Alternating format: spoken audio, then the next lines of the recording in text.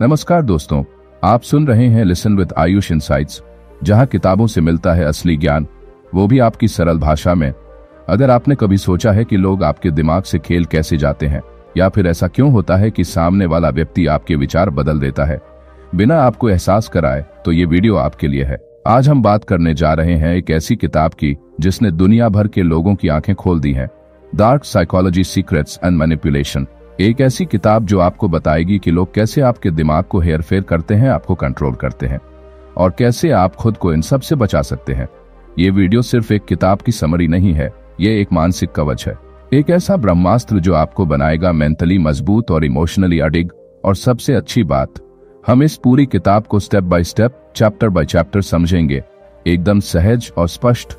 इसलिए वीडियो को अंत तक जरूर देखिए, क्योंकि आखिर में हम जानेंगे कि कैसे आप खुद को हर तरह की मानसिक चालबाजी से सुरक्षित रख सकते हैं और दूसरों की सोच को पॉजिटिवली इन्फ्लुएंस भी कर सकते हैं, लेकिन एथिकल तरीकों से। तो चलिए बिना देरी के शुरू करते हैं इस मनोवैज्ञानिक रहस्य की यात्रा को। रेडी हो जाइए, ये सिर्फ किताब नहीं, एक मानसिक जागरूकता की क्रांति है। तो आइए अब शुरू करते हैं चैप्टर 1, डार्क साइकोलॉजी क्या होती है, यानी व्हाट इज डार्क साइकोलॉजी। सोचिए, अगर किसी के पास ऐसा मानसिक हथियार हो जिससे वो चुपचाप आपकी सोच बदल दे, आपके फैसलों को अपने फायदे के लिए मोड़ दे, और आप महसूस भी ना कर सकें कि ऐसा कुछ हुआ है, तो क्या आप उसे ताकतवर कहेंगे या खतरनाक? यही है डार्क साइकोलॉजी। डार्क साइकोलॉजी कोई जादू टोना नहीं है, ये एक मानसिक विज्ञान है। ऐसा विज्ञान जो उन लोगों द्वारा इस्तेमाल किया जाता है जो दूसरों के मन में घुसकर उन्हें अपने मुताबिक चलाना चाहते हैं। इसमें शामिल है धोखा देना, ब्रेन वॉश करना, गिल्ट ट्रिप करवाना, इमोशनली कंट्रोल करना और हिप्नोटिज्म जैसी तकनीकें। पर इसका सबसे खतरनाक पहलू ये है कि ये सब चुपचाप होता है और सामने वाले को इसका एहसास भी नहीं होता। लेखिका एमी ब्राउन बताती हैं कि डार्क साइकोलॉजी का इस्तेमाल अक्सर वो लोग करते हैं जो स्वार्थी होते हैं, जैसे कि कोई पावर हंग्री बॉस, झूठा पार्टनर, या फिर कोई ठग जो आपके भरोसे का फायदा उठाना चाहता है। अब आप सोचेंगे, क्या डार्क साइकोलॉजी सीखना गलत है? नहीं, ये किताब इसीलिए लिखी गई है ताकि आप खुद को बचा सकें उन लोगों से जो आपको अपने फायदों के लिए इस्तेमाल करना चाहते हैं। जब आप डार्क साइकोलॉजी की तकनीकों को समझेंगे, तभी आप उसे पहचान सकेंगे और खुद को उससे बचाने में सक्षम बन पाएंगे। इस अध्याय में लेखक हमें समझाते हैं कि हर इंसान के अंदर दो पक्ष होते हैं, एक उजला जो प्यार, सहानुभूति और विश्वास से भरा होता है, और दूसरा काला जो स्वार्थ, लालच और कंट्रोल की भूख से भरा होता है। डार्क साइकोलॉजी उसी काले पक्ष का खेल है, इसलिए जरूरी है कि हम इसे पहचानें, इसे समझें और इसका इस्तेमाल कभी भी किसी का नुकसान करने के लिए न करें, बल्कि खुद की सुरक्षा के लिए करें। तो अब आप तैयार हैं एक ऐसी यात्रा के लिए जो आपको मानसिक रूप से पहले से कहीं ज्यादा ताकतवर बनाएगी। तो अब बढ़ते हैं चैप्टर 2, माइंड कंट्रोल के तरीके, यानी द साइकोलॉजी ऑफ मैनिपुलेशन की तरफ। ये अध्याय उस काली दुनिया की झलक दिखाता है जहां लोग दूसरों के दिमाग पर राज करते हैं, बिना जंजीरों के, लेकिन पूरी गिरफ्त में। क्या कभी ऐसा हुआ है कि आपने कोई चीज नहीं खरीदनी चाहिए, लेकिन फिर भी आप उसे खरीद कर ही लौटे? या आपने किसी को ना कहने की ठान ली थी, लेकिन फिर भी आप हाँ कह बैठे? ये कोई जादू नहीं था, माइंड कंट्रोल। लेखिका एमी ब्राउन बताती हैं कि माइंड कंट्रोल यानी मानसिक नियंत्रण एक बहुत ही सटीक और सुनियोजित तकनीक है, जिसका मकसद होता है आपकी सोचने, समझने और फैसला लेने की शक्ति को अपने कब्जे में लेना। ये कोई फिल्मी तरीके नहीं होते, बल्कि बेहद सटल यानी कि सूक्ष्म और छुपे हुए हथियार होते हैं, जैसे आपकी भावनाओं के साथ खेलना, आपको गिल्ट फील करवाना, बार बार एक ही बात दोहराना, या फिर आपके डर को हथियार बनाकर आपको काबू में लेना। मैनिपुलेटर्स अक्सर आपकी कमजोरियों का फायदा उठाते हैं। उन्हें पता होता है कि अगर आप अकेले हैं तो वो सहारा बनकर आएंगे, अगर आप इनसिक्योर हैं तो वो तारीफ देकर आपका भरोसा जीतेंगे, और फिर धीरे धीरे वो आपके चॉइसेस, आपके विचार और यहाँ तक कि आपके फैसलों को भी अपने इशारों पर नचाने लगेंगे। लेखक इस अध्याय में बताते हैं कि माइंड कंट्रोल सिर्फ वर्ड्स से नहीं होता, ये होता है इंटेंशन, रेपिटेशन, इमोशनल ट्रिगरिंग और सिचुएशन को मैनिपुलेट करने से। उदाहरण के तौर पर, कोई आपको बार बार यही जता है कि आप उनकी वजह से बेहतर इंसान हैं, या आप उनके बिना अधूरे हैं, तो आप इमोशनली डिपेंडेंट हो जाते हैं, और यही डिपेंडेंस धीरे धीरे मैनिपुलेशन में बदल जाती है। मैनिपुलेशन की एक और चौंकाने वाली बात है कि यह अक्सर प्यार, मदद और ख्याल रखने जैसे दिखने वाले रूपों में सामने आता है, लेकिन जब आप इसकी गहराई में जाएंगे तो आपको महसूस होगा कि ये सारी चीजें आपको इमोशनली कमजोर बनाने के लिए की जा रही थीं। इस अध्याय का सबसे बड़ा संदेश है अगर आप खुद की सोच को पहचानेंगे तभी आप दूसरों की सोच के जाल में नहीं फंसेंगे। इसलिए जरूरी है कि हम ये समझें कि कब कोई हमारा भला कर रहा है और कब कोई हमें अपनी डोरियों से बांधने की कोशिश कर रहा है। माइंड कंट्रोल का ये खेल बहुत खतरनाक हो सकता है, लेकिन अगर आप सतर्क रहें तो कोई भी आपको मैनिपुलेट नहीं कर सकता। अब हम आ गए हैं इस किताब के सबसे रहस्यमयी और सबसे जरूरी अध्याय पर, जहां हमें पता चलेगा कि वो लोग जो दूसरों को कंट्रोल करते हैं, मैनिपुलेट करते हैं या उन्हें इमोशनली तोड़ देते हैं, असल में उनके भीतर कैसा मानसिक जहर छिपा होता है। Chapter 3, dark triad, narcissism, Machiavellianism और साइकोपैथी। लेखिका एमी ब्राउन इस अध्याय में हमें लेकर चलती हैं इंसानी दिमाग के उस अंधेरे हिस्से में जिसे हम डार्क ट्रायड कहते हैं, यानी 3 ऐसी मानसिक प्रवृत्तियां जो अक्सर उन लोगों में पाई जाती हैं जो दूसरों को मैनिपुलेट करते हैं या मानसिक रूप से तोड़ते हैं, धोखा देते हैं या मानसिक रूप से तोड़ते हैं। ये 3 शब्द नार्सिसिज्म, मैकियावेलियनिज्म और साइकोपैथी सुनने में भारी लगते हैं, लेकिन इनका असर हमारी रोजमर्रा की जिंदगी में बहुत गहरा होता है। तो आइए एक एक करके इन्हें समझते हैं। सबसे पहले है नार्सिसिज्म, यानी आत्म प्रशंसा की लत। ऐसे लोग खुद को सबसे बड़ा समझते हैं। उन्हें लगता है कि दुनिया सिर्फ उनके इर्द गिर्द घूमती है। अगर आप उनकी तारीफ करेंगे तो वो आपसे बहुत अच्छे बनकर पेश आएंगे, लेकिन जैसे ही आप उनकी बात नहीं मानेंगे, वो आपको इग्नोर करना शुरू कर देंगे, गुस्सा करेंगे और आपको नीचा दिखाने की कोशिश करेंगे। नार्सिसिस्ट्स दूसरों की भावनाओं को समझना नहीं चाहते। उन्हें सिर्फ अपनी इमेज, अपनी पावर और अपनी तारीफ की पड़ी होती है। और सबसे खतरनाक बात यह कि वो आपकी वीकनेसेस को बहुत तेजी से पहचान लेते हैं और वहीं से आपको कंट्रोल करना शुरू करते हैं। अब बात करते हैं मैकियावेलियनिज्म की। ये शब्द एक पुराने राजनीतिक विचारक मैकियावेली से आया है, जिसने कहा था कि पावर पाने के लिए कुछ भी करना सही है। इस प्रवृत्ति वाले लोग बहुत चालाक, योजनाबद्ध और ठंडे दिमाग से सोचते हैं। उन्हें फर्क नहीं पड़ता कि उनके झूठ से किसी का दिल टूट रहा है या जिंदगी बर्बाद हो रही है। उनका एक ही मकसद होता है, सत्ता, नियंत्रण और निजी लाभ। ये लोग मीठा बोलते हैं पर पीछे से आपको मैनिपुलेट करते हैं। ये दोस्ती का नाटक कर सकते हैं, लेकिन अंदर ही अंदर आपको इस्तेमाल कर रहे होते हैं। अब आते हैं तीसरे और सबसे खतरनाक प्रकार पर, साइकोपैथी। साइकोपैथ्स वो लोग होते हैं जिनमें भावनाएं या सहानुभूति लगभग ना के बराबर होती है। उन्हें किसी के दर्द से कोई फर्क नहीं पड़ता। वो झूठ बोलते हैं, धोखा देते हैं, यहाँ तक कि हिंसा करने से भी पीछे नहीं हटते, और फिर भी उनके चेहरे पर एक अजीब सी शांति बनी रहती है। साइकोपैथ्स के पास चार्मिंग पर्सनैलिटी होती है। वो आपकी आंखों में देखकर बात करेंगे, आपको लगेगा कि वो बहुत केयरिंग है, लेकिन दरअसल वो एक मास्टर मैनिपुलेटर होते हैं जिनके लिए आप सिर्फ एक मोहरा है। लेखक कहती हैं कि डार्क ट्रायड के लोग हमेशा हमारे आसपास मौजूद होते हैं, कभी किसी रिश्ते में, कभी ऑफिस में, कभी दोस्ती के भेष में। अगर हम इनके संकेत नहीं समझे तो ये हमारी सोच, हमारे फैसले और यहाँ तक कि हमारी पहचान को भी बर्बाद कर सकते हैं। लेकिन अगर हम सतर्क रहें, समझदारी से इनका विश्लेषण करें, तो हम इनके चंगुल से बाहर भी निकल सकते हैं। तो अब आप समझ गए होंगे कि डार्क ट्रायड क्या है और ये लोग किस तरह हमारे दिमाग से खेलते हैं। अब हम पहुंच चुके हैं उस अध्याय पर जो सबसे ज्यादा चौंकाने वाला है, जहां बताया जाता है कि झूठ बोलना भी एक कला होती है और कुछ लोग इसे इतनी सफाई से करते हैं कि हमें एहसास तक नहीं होता कि हम धोखा खा चुके हैं। चैप्टर 4, धोखे की कला, deception techniques used by master manipulators. क्या आपने कभी किसी को इतनी सफाई से झूठ बोलते देखा है कि उनका चेहरा बिल्कुल शांत रहता है और शब्द इतने भरोसेमंद लगते हैं कि आप चाहकर भी शक नहीं कर पाते? यही होती है धोखे की कला।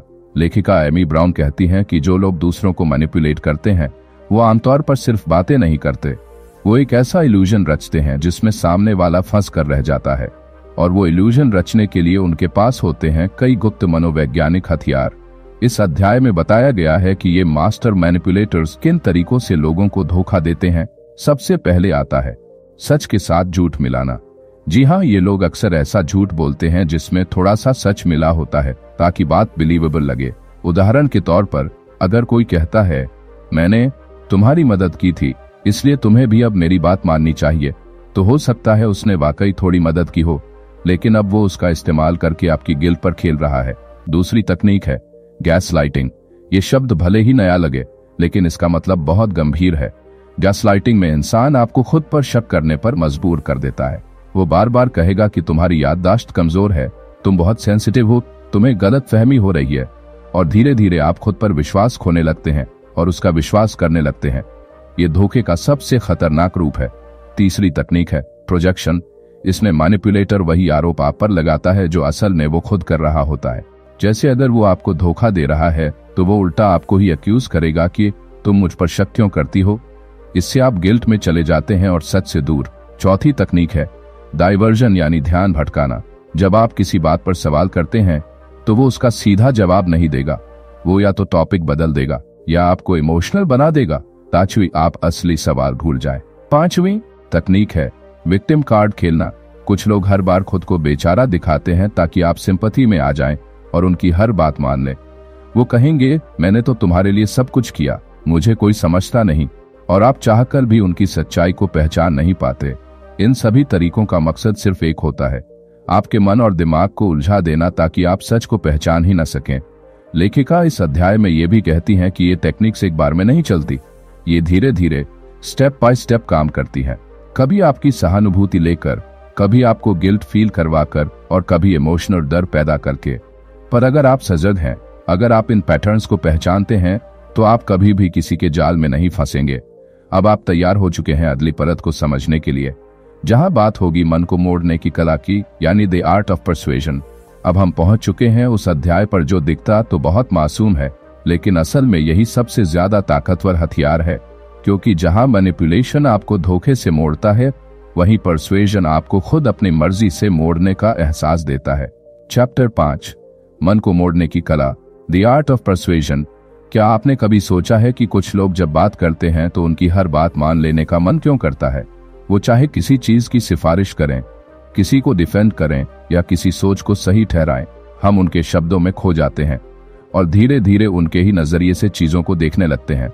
इसे कहते हैं प्रभावित करने की कला, यानी द आर्ट ऑफ परसुएजन।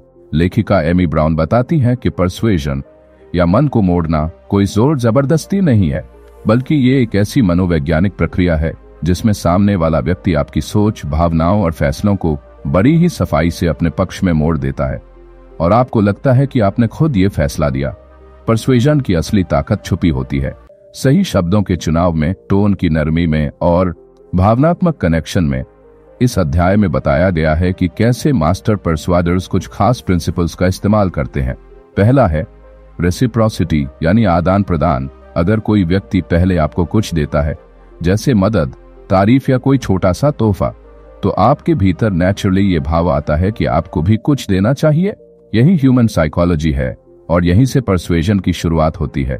दूसरा है कमिटमेंट और कंसिस्टेंसी।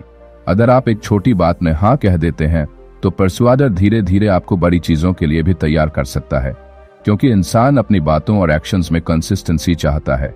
तीसरा है सोशल प्रूफ, यानी भीड़ की ताकत। अगर आपको बताया जाए कि अधिकतर लोग ऐसा करते हैं या 90% लोगों ने इसे पसंद किया, तो आप भी उसे सही मानने लगते हैं। यही परसुएजन का सबसे चालाक तरीका होता है, भीड़ की राय से आपकी सोच बदल देना। चौथा तरीका है ऑथोरिटी। अगर कोई एक्सपर्ट या इन्फ्लुएंस रखने वाला व्यक्ति कोई सलाह दे तो हम उस पर ज्यादा भरोसा करते हैं। मैनिपुलेटर्स इस प्रिंसिपल का फायदा उठाते हैं, खुद को नॉलेजेबल, कॉन्फिडेंट और प्रोफेशनली पावरफुल दिखाते हैं ताकि आप नेचुरली उन्हें फॉलो करें। पांचवा और आखिरी तरीका है स्कैर्सिटी, यानी दुर्लभता। अगर आपको लगे कि कोई चीज लिमिटेड है, जैसे बस आज का ऑफर है, अब नहीं तो कभी नहीं, तो आप बिना ज्यादा सोचे तुरंत एक्शन लेने लगते हैं। लेखिका कहती हैं कि परसुएजन हमेशा बुरा नहीं होता। असल में इसका सही इस्तेमाल तो समाज में पॉजिटिविटी फैलाने के लिए भी किया जा सकता है, लेकिन जब इसे स्वार्थ और धोखे के मकसद से इस्तेमाल किया जाता है तो ये एक ऐसी इनविजिबल ताकत बन जाती है जो आपको पता भी नहीं चलने देती कि आप कब, क्यों और किसके लिए सोचने लगे हैं। इसलिए जरूरी है कि हम परसुएजन की तकनीकों को समझें, ताकि जब कोई हमें प्रभावित करने की कोशिश करे तो हम पहचान सकें कि वो बात सच में हमारी भलाई के लिए है या फिर हमारे भरोसे का फायदा उठाने के लिए। अब जब आपने परसुएजन की शक्तियों को समझ लिया है, तो अगला अध्याय आपको दिखाएगा कि कैसे ये शक्तियां भावनाओं के स्तर पर उतर आती हैं। अब हम प्रवेश कर रहे हैं उस सबसे संवेदनशील क्षेत्र में जहां इंसान का दिल और दिमाग आपस में टकराते हैं। ये वो जगह है जहां से इमोशनल मैनिपुलेशन शुरू होता है और वहीं से इंसान का आत्मविश्वास धीरे धीरे मिटने लगता है। चैप्टर 6 भावनात्मक नियंत्रण और मानसिक जाल, यानी इमोशनल मैनिपुलेशन एंड कंट्रोल। क्या आपने कभी ऐसा महसूस किया है कि कोई आपके इमोशंस का फायदा उठा रहा है, लेकिन आप चाहकर भी मना नहीं कर पा रहे? आप दुखी हों तो वो और ज्यादा गिल्ट का बोझ डालते हैं। आप खुश हों तो वो आपकी खुशी पर शक पैदा कर देते हैं। आप कुछ कहना चाहें तो वो ऐसा बर्ताव करते हैं कि जैसे आपने कुछ गलत कह दिया हो। यही है इमोशनल मैनिपुलेशन, एक ऐसा मानसिक जाल जो दिखाई नहीं देता लेकिन आपकी आत्मा को जकड़ लेता है। लेखिका एमी ब्राउन इस अध्याय में कहती हैं कि भावनात्मक नियंत्रण का खेल सबसे चालाक होता है, क्योंकि इसमें सामने वाला व्यक्ति आपकी ही भावनाओं को आपके खिलाफ इस्तेमाल करता है।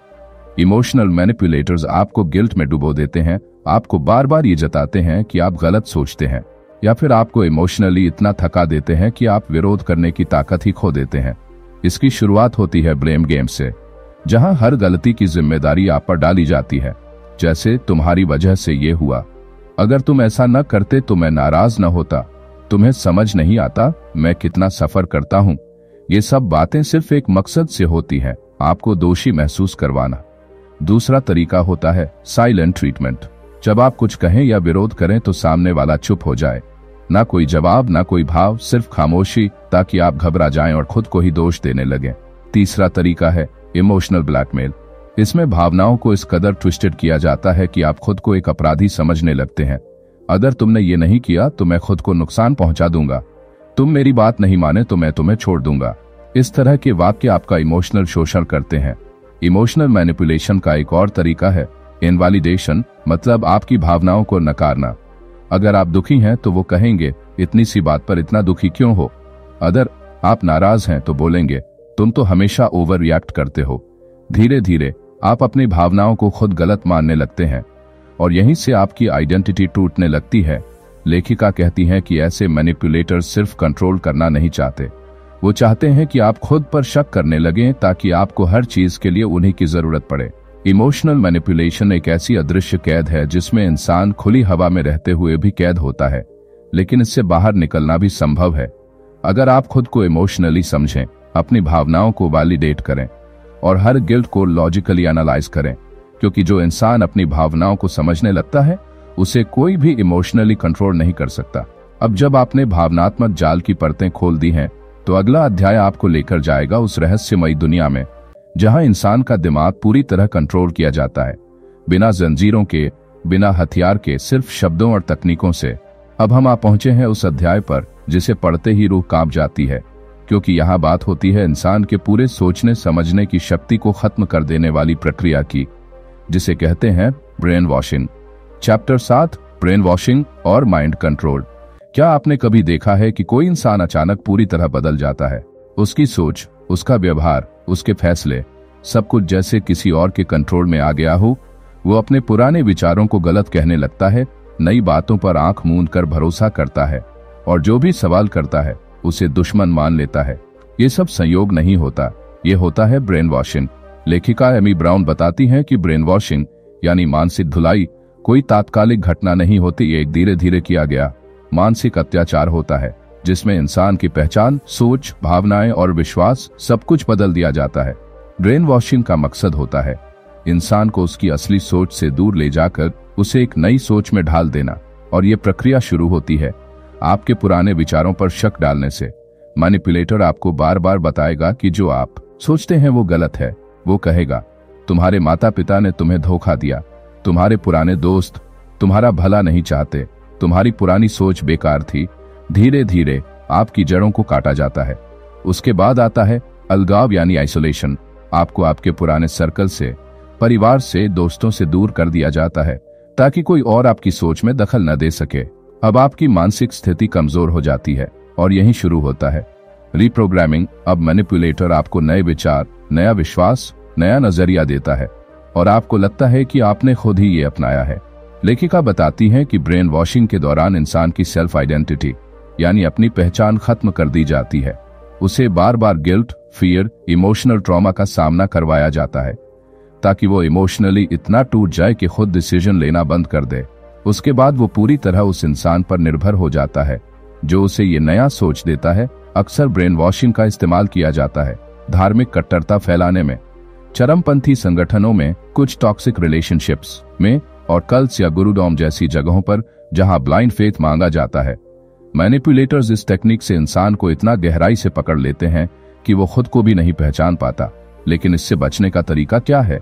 लेखिका कहती हैं कि ब्रेन वॉशिंग से बचने के लिए जरूरी है कि हम खुद की सोच को जांचते रहें, अपनी इमोशंस को सवालों की कसौटी पर कसें और कभी भी ब्लाइंड फेथ न रखें, चाहे वो इंसान, संस्था या विचार कोई भी हो, क्योंकि जो इंसान सवाल करना नहीं छोड़ता उसे कोई ब्रेन वॉश नहीं कर सकता। अब जब आप समझ चुके हैं कि किसी का दिमाग कैसे पूरी तरह रीसेट किया जा सकता है, तो अगला अध्याय बताएगा कि कैसे कुछ लोग और भी गुप्त तरीकों से हिप्नोसिस और सब्लिमिनल मैसेजिंग जैसी तकनीकों का इस्तेमाल कर आपके अवचेतन मन को भी प्रभावित करते हैं।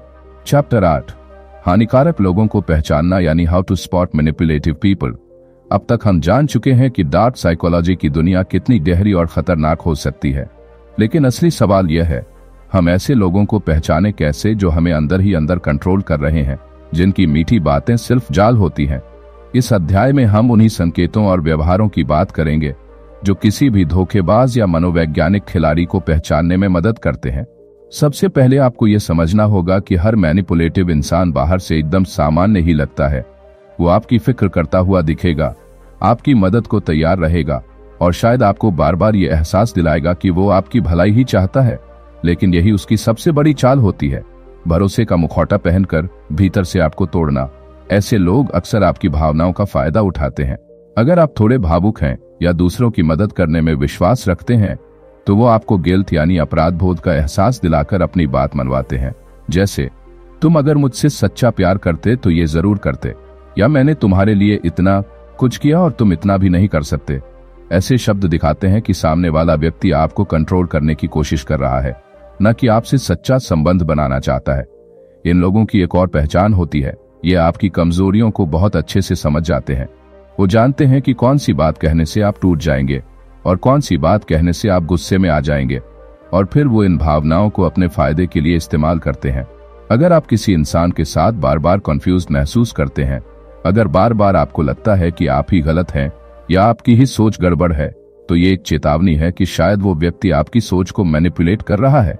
ऐसे लोग आपको इतना उलझा देते हैं कि आप खुद की समझ और फैसलों पर शक करने लगते हैं।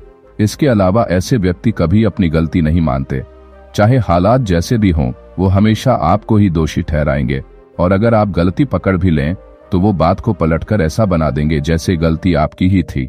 इसे गैसलाइटिंग कहते हैं, यानी इंसान को उसके अपने ही सोच विचार पर शक करवा देना। कुछ लोग शुरुआत में बहुत ज्यादा चार्म दिखाते हैं, बहुत तारीफें, बहुत ज्यादा ध्यान, बहुत ज्यादा सपोर्ट, लेकिन ये सब कुछ बहुत जल्दी और बहुत ज्यादा होता है, और जैसे ही आप उनके झांसे में आ जाते हैं, वो अपना असली चेहरा दिखाने लगते हैं। उनका असली उद्देश्य आपके आत्मविश्वास को तोड़ना होता है। तो दोस्तों, ऐसे लोगों से बचने के लिए सबसे जरूरी है खुद पर विश्वास रखना, अपनी भावनाओं को समझो। अगर कोई इंसान आपको बार बार भावनात्मक रूप से ड्रेन कर रहा है, आपको ही दोषी ठहरा रहा है, आपको ही दोषी ठहरा रहा है, आपकी आजादी को धीरे धीरे खत्म कर रहा है, तो वो आपके लिए खतरे की घंटी है। इसीलिए सतर्क रहें, अपनी बाउंड्रीज तय करें और खुद को मानसिक रूप से इतना मजबूत बनाएं कि कोई भी आपको अंदर से कंट्रोल ना कर पाए। अब हम अगले अध्याय में जानेंगे कि ऐसे मैनिपुलेटिव लोगों से कैसे बचा जाए और खुद को इस साइकोलॉजिकल वॉरफेयर से कैसे सुरक्षित रखा जाए। चैप्टर 9, मैनिपुलेशन से खुद को कैसे बचाएं। अब तक आपने ये समझ लिया होगा कि मैनिपुलेशन यानी मानसिक नियंत्रण कैसे काम करता है, लेकिन असली ताकत तो तब है जब आप खुद को इन खतरनाक तकनीकों से बचा सकें। तो अब हम जानेंगे कि एक आम इंसान कैसे इन चालों से खुद की सुरक्षा कर सकता है। सबसे पहली बात जागरूकता ही बचाव है। जब आपको ये पता होता है कि कोई आपकी भावनाओं, आपके शब्दों और आपके फैसलों को किसी अपने फायदे के लिए तोड़ मरोड़ रहा है, तो आप तुरंत सतर्क हो सकते हैं। जैसे ही कोई आपको गिल्ट फील कराकर कुछ करने के लिए मजबूर करे, जैसे अगर तुम मुझसे प्यार करते हो तो ये करोगे, समझ जाइए ये मैनिपुलेशन है। ऐसे में आपको भावनाओं में बहने की बजाय तर्क से काम लेना चाहिए। एक और अहम तरीका है अपने बाउंड्रीज को मजबूती से रखना। कई बार लोग आपसे बार बार फेवर्स मांगते हैं, आपकी हाँ में हाँ मिलवाते हैं, और जब आप मना करते हैं तो गुस्सा हो जाते हैं। ऐसे लोग आपकी इमोशनल वीकनेस का फायदा उठाना चाहते हैं, इसलिए ना कहना सीखिए। ना कहना आपकी खुद की सुरक्षा है, कमजोरी नहीं। एक तीसरी चीज जो आपको करनी चाहिए, अपने इमोशंस को पहचानना और उन पर नियंत्रण रखना, क्योंकि मैनिपुलेटर्स सबसे पहले आपके डर, आपकी गिल्ट और आपकी असुरक्षा को ही निशाना बनाते हैं। अगर आप खुद अपने अंदर के डर को पहचान लेंगे तो कोई दूसरा उसका इस्तेमाल आपके खिलाफ नहीं कर पाएगा। इसके अलावा अगर आप किसी बातचीत के बाद बार बार कंफ्यूज्ड गिल्ट महसूस कर रहे हैं या आपको लग रहा है कि आपने अपनी इच्छा के खिलाफ कुछ किया, तो रुकिए, खुद से पूछिए, क्या मेरी सहमति वाकई मेरी थी? अगर जवाब नहीं है तो आप मैनिपुलेशन के शिकार हुए हैं। ऐसे में बेहतर होगा कि आप उस इंसान से दूरी बना लें या बातचीत को सीमित कर दें। अंत में अपनी गट फीलिंग पर भरोसा कीजिए। हमारे भीतर एक इनर वॉइस होती है जो कई बार हमें चेतावनी देती है, कुछ तो गड़बड़ है, उसे नजरअंदाज मत कीजिए। वही आवाज आपको सही और गलत के बीच का फर्क समझा सकती है। और सबसे जरूरी बात, अपने आत्मसम्मान को बनाए रखिए। एक मजबूत आत्मसम्मान वाला व्यक्ति कभी भी किसी के दबाव में डिसीजन नहीं लेता। वो खुद को जानता है और किसी को अपने ऊपर राज नहीं करने देता। इस अध्याय का सार यही है, जितना आप खुद को जानेंगे उतना ही दूसरों की चालों से खुद को बचा पाएंगे।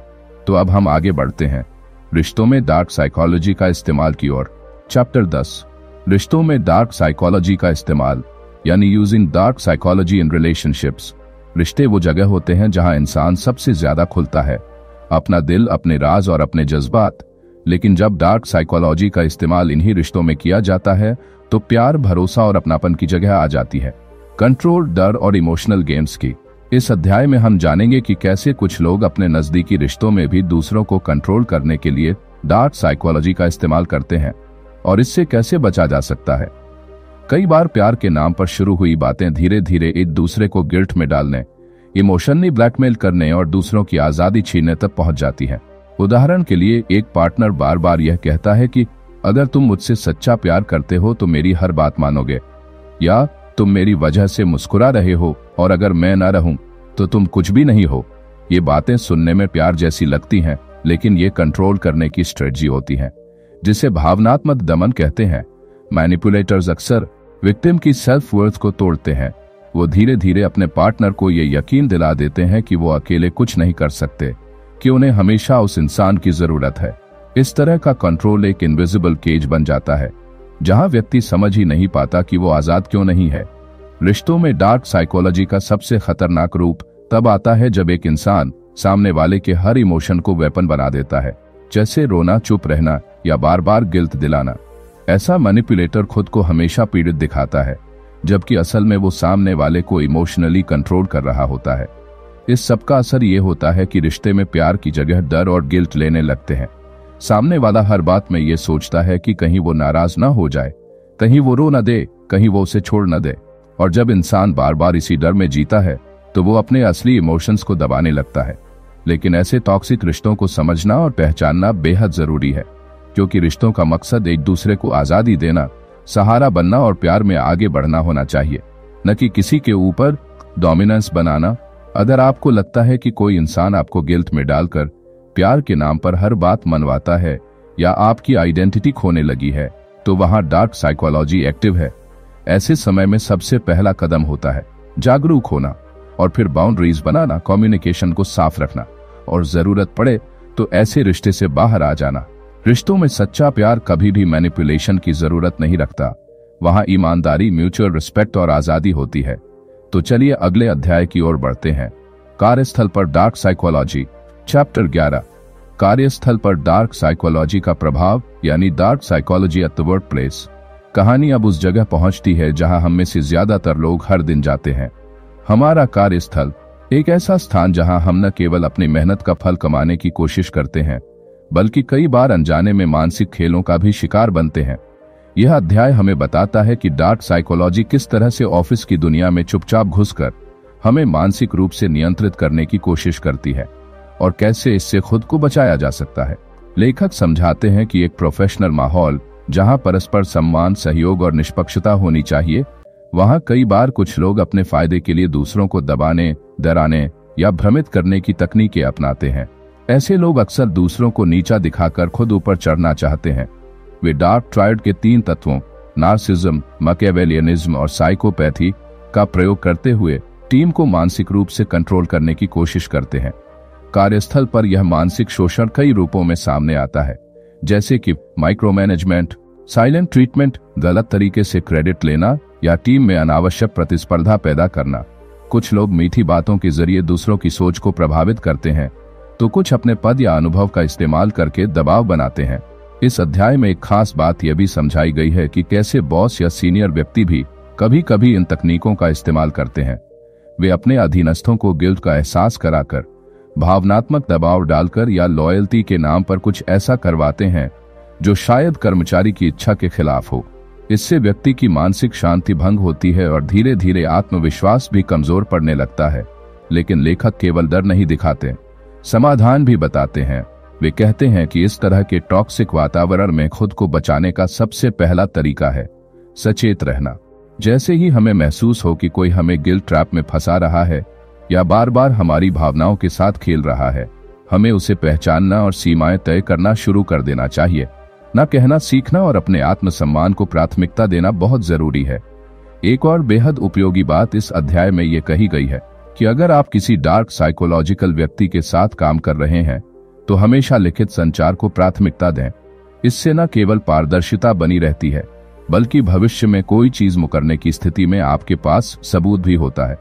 कार्यस्थल पर मानसिक सुरक्षा भी उतनी ही जरूरी है जितनी कि एक सुरक्षित कुर्सी या टेबल, क्योंकि अगर दिमाग चैन में रहेगा तो काम भी अच्छा होगा और जिंदगी भी सुकून में चलेगी। अब अगला अध्याय और भी गहराई में लेकर जाएगा, क्योंकि अब बात होने वाली है उस चीज की जो इंटरनेट के जमाने में सबसे खतरनाक हथियार बन चुकी है, सोशल इंजीनियरिंग और साइबर मैनिपुलेशन। अब हम अगले अध्याय की ओर बढ़ते हैं। चैप्टर 12, सोशल इंजीनियरिंग और साइबर मैनिपुलेशन। सोचिए, अगर कोई व्यक्ति बिना आपके पासवर्ड जाने, बिना आपका फोन छुए, सिर्फ बातों से ही आपकी सारी निजी जानकारी हासिल कर ले। क्या ये संभव है? बिल्कुल है, और इसी तकनीक को कहते हैं सोशल इंजीनियरिंग। लेखिका बताती हैं कि सोशल इंजीनियरिंग वो कला है जिसमें इंसानों की भावनाओं, सोचने के तरीके और उनकी आदतों का फायदा उठाकर उन्हें किसी भी जानकारी को साझा करने के लिए मजबूर किया जाता है। ये साइबर अपराधियों का सबसे खतरनाक और लोकप्रिय हथियार है। इस अध्याय में हम सीखते हैं कि कैसे साइबर मैनिपुलेटर्स इंसान की भावनाओं को टटोलकर डर, लालच, विश्वास और जल्दबाजी का फायदा उठाकर लोगों को जाल में फंसाते हैं। उदाहरण के तौर पर एक ईमेल आता है जो दिखने में बैंक की तरफ से लगता है। लिखा होता है, आपका अकाउंट ब्लॉक हो चुका है, तुरंत लॉग इन करें। और जैसे ही आप दिए गए लिंक पर क्लिक करते हैं, आप खुद उन्हें अपना अकाउंट सौंप देते हैं। इससे भी खतरनाक है वो तरीका जिसमें हैकर आपकी सोशल मीडिया प्रोफाइल देखकर आपकी आदतों, पसंद नापसंद, दोस्तों और रिश्तेदारों के बारे में जानकारी इकट्ठा करता है। फिर वो उसी भाषा में, उसी स्टाइल में आपसे बात करता है जैसे कोई करीबी दोस्त कर रहा हो, और आप अंदाजा भी नहीं लगा पाते कि सामने वाला आपका डेटा चुरा रहा है। लेखिका चेतावनी देती है कि सोशल इंजीनियरिंग सिर्फ तकनीकी हमला नहीं है, ये एक मानसिक हमला है। इसमें आपके भरोसे को ही हथियार बना लिया जाता है और यही इसे सबसे खतरनाक बनाता है। इससे बचने के लिए हमें अपनी डिजिटल आदतों में बदलाव लाना होगा। किसी भी अनजान लिंक पर क्लिक न करें, अजनबियों से आई कॉल या मैसेज पर कोई भी जानकारी शेयर न करें, और सबसे जरूरी, कभी भी किसी चीज के लिए जल्दबाजी में फैसला न लें। सोशल इंजीनियरिंग की शक्ति को कम करके मत आंकिए। एक साधारण दिखने वाला मैसेज या कॉल आपकी पूरी जिंदगी को बदल सकता है। चैप्टर 13, आत्मविकास के लिए मनोविज्ञान का नैतिक उपयोग, यानी using psychology ethically for self growth. इस अध्याय में लेखिका एक बहुत ही गहरी और प्रेरणादायक बात कहती हैं। वही तकनीकें जो दूसरों को नियंत्रण में लेने के लिए इस्तेमाल की जाती हैं, अगर उन्हें सही दिशा में अपनाया जाए तो वही इंसान खुद को एक नए स्तर पर ले जा सकता है। यह अध्याय हमें बताता है कि मनोविज्ञान सिर्फ दूसरों को समझने का नहीं, बल्कि खुद को सुधारने का भी सबसे शक्तिशाली साधन है। हमारी आदतें, सोचने का तरीका, डर, लक्ष्य और व्यवहार, ये सब हमारे दिमाग के प्रोग्राम का हिस्सा होते हैं, और अगर हम इस प्रोग्राम को समझ जाएं तो हम खुद की जिंदगी का कंट्रोल वापस पा सकते हैं। लेखिका बताती हैं कि सबसे पहले हमें आत्मनिरीक्षण करना चाहिए, यानी खुद से ईमानदारी से सवाल पूछना चाहिए, जैसे मैं किन परिस्थितियों में भावुक हो जाता हूँ, कब मैं दूसरों के प्रभाव में आकर गलत फैसले लेता हूँ, कौन सी आदतें मुझे आगे बढ़ने से रोकती हैं। इसके बाद आती है सेल्फ हिप्नोसिस या विजुअलाइजेशन की कला। जैसे एक मैनिपुलेटर किसी को बार बार कुछ बोलकर उसके दिमाग में चीजें डालता है, वैसे ही आप खुद को रोज पॉजिटिव सुझाव देकर अपने सोचने के तरीके को बदल सकते हैं। लेखिका कहती है कि अपने दिमाग को रीप्रोग्राम करना कोई जादू नहीं है, ये एक विज्ञान है, और इसका सबसे बड़ा नियम है निरंतरता और ईमानदारी। इस अध्याय का सबसे सुंदर भाग तब आता है जब लेखिका कहती हैं कि अगर आप दूसरों की भावनाओं को समझ सकते हैं तो आप अपने रिश्तों को भी बेहतर बना सकते हैं। अगर आप खुद के अंदर छिपे डर को पहचान सकते हैं तो आप हर मुश्किल को पार कर सकते हैं। और अगर आप अपने विचारों को नियंत्रित करना सीख जाएं, तो आप हर दिन एक नए इंसान बन सकते हैं। लेकिन लेखिका इस बात पर जोर देती हैं कि ये सब नैतिक तरीके से होना चाहिए, किसी और को नुकसान पहुंचाकर नहीं, बल्कि खुद को बेहतर बनाकर। क्योंकि असली ताकत तब है जब आप दूसरों को कंट्रोल करने की जगह खुद को कंट्रोल करना सीख जाएं। अब अंतिम अध्याय की ओर बढ़ते हैं। चैप्टर 14, राजनीति और नेतृत्व में डार्क साइकोलॉजी का खेल, यानी dark psychology in politics and leadership. इस अध्याय में लेखिका हमें एक ऐसे सच से रूबरू कराती हैं जो अक्सर हमारी आंखों के सामने होता है, लेकिन हम उसे पहचान नहीं पाते। राजनीति, सत्ता और नेतृत्व के क्षेत्र में डार्क साइकोलॉजी का उपयोग बड़े ही योजनाबद्ध और खतरनाक तरीकों से किया जाता है। यहाँ लेखक बताती हैं कि नेताओं के भाषण, उनके हाव भाव, उनकी मुस्कान, उनका गुस्सा, सब कुछ सिर्फ इमोशनल अपील का हिस्सा होता है। वे अपने शब्दों से जनता के डर, गुस्से और आशाओं को छूते हैं, और जैसे ही वे लोगों की भावनाओं को नियंत्रित करने लगते हैं, वे उनके विचारों को भी बदलने लगते हैं। कई बार नेता समाज में विभाजन की भावना फैलाते हैं। हम बनाम वो, अपने बनाम बाहरी, धर्म बनाम धर्म, गरीब बनाम अमीर, ताकि जनता के भीतर डर और असुरक्षा बनी रहे, और इसी डर में वे अपना नायक खोजने लगते हैं। लेखिका कहती हैं कि कई बार नेताओं द्वारा झूठ को बार बार दोहराया जाता है ताकि वह सच लगने लगे। इसे इल्सुरिस ट्रूथ इफेक्ट कहा जाता है, जब कोई झूठ इतनी बार कहा जाए कि दिमाग उसे स्वीकार कर ले। इस अध्याय में एक और चौंकाने वाली बात ये कही गई कि कुछ नेता सैन्य भाषा का इस्तेमाल करके लोगों के दिमाग में युद्ध, ताकत और वीरता का माहौल बनाते हैं, ताकि जनता को लगे कि यह नेता उनकी रक्षा करेगा। और जब जनता को लगता है कि कोई उन्हें बचा सकता है, तो वे उसे आंख मूंद कर फॉलो करने लगते हैं। लेकिन लेखिका ये भी कहती हैं कि हर नेता ऐसा नहीं होता। कुछ सच्चे और ईमानदार भी होते हैं, लेकिन एक समझदार नागरिक बनने के लिए हमें खुद से सवाल पूछना जरूरी है। क्या मैं किसी के शब्दों से बहक रहा हूँ? क्या मैं डर के कारण किसी विचारधारा को मान रहा हूँ? क्या मैं अपना दिमाग खुद चला रहा हूँ या कोई और उसे चला रहा है? अध्याय का अंत बहुत ही दमदार संदेश के साथ होता है। राजनीति में डार्क साइकोलॉजी तभी काम करती है जब जनता खुद सोचने से इनकार कर देती है। इसलिए अगर आप एक जागरूक नागरिक हैं, तो किसी भी नेता या विचार को आंख बंद करके मत मानिए। सोचिए, पूछिए और समझिए, क्योंकि असली ताकत जनता के सोचने की आजादी में है, न कि नेताओं की बातों में। अब आपकी ये पूरी किताब खत्म होती है। Dark psychology and manipulation, the art of reading people, mind control and influencing human behaviour की ये detailed audio book style summary अब पूरी हो चुकी है। अगर आपको ये वीडियो पसंद आया तो वीडियो को लाइक और शेयर करें। चैनल पर नए हैं तो चैनल को जरूर सब्सक्राइब करें और कमेंट में बताएं कि इस किताब से आपने क्या सीखा। इस तरह की वीडियो बनाने में भी आप सपोर्ट कर सकते हैं। बस आपको चैनल मेंबरशिप के लिए ज्वाइन करना है। अधिक से अधिक लोग ज्वाइन करके सपोर्ट करिए ऐसी ही और दमदार किताबों की समरी सुनने के लिए।